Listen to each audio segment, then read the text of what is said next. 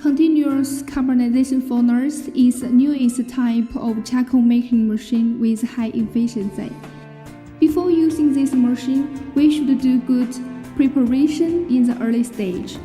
This is a liquefied gas tank and connecting device which is mainly used to ignite the furnace before the carbonization beginning. Connecting with the liquefied gas, there are 12 burners to ignite the furnace. For preheating the furnace, we should open the switch of the burner for increasing the temperature quickly.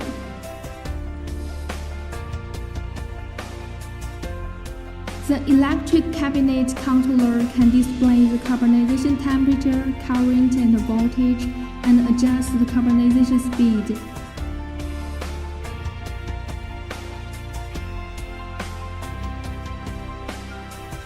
When the furnace temperature reaches about 280 Celsius degrees, we can put the biomass materials into the inlet.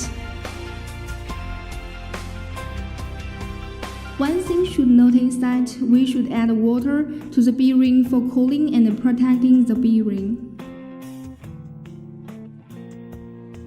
When we put the rice husk into the inlet, the screw cover will transport them into the carbonization furnace. Then the rice husk will roll forward in the furnace and be carbonized within only 20 minutes.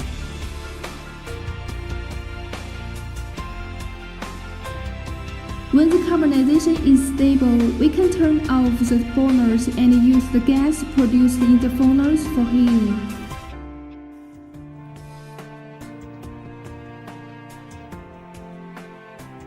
The fan can extract extra gas out for other use, such as for drying the materials in the dryer machine.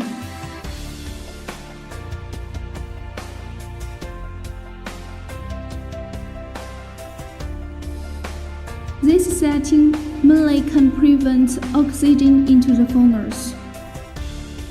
This is the whole set of this carbonization furnace, and we can see the overall design and structure in details.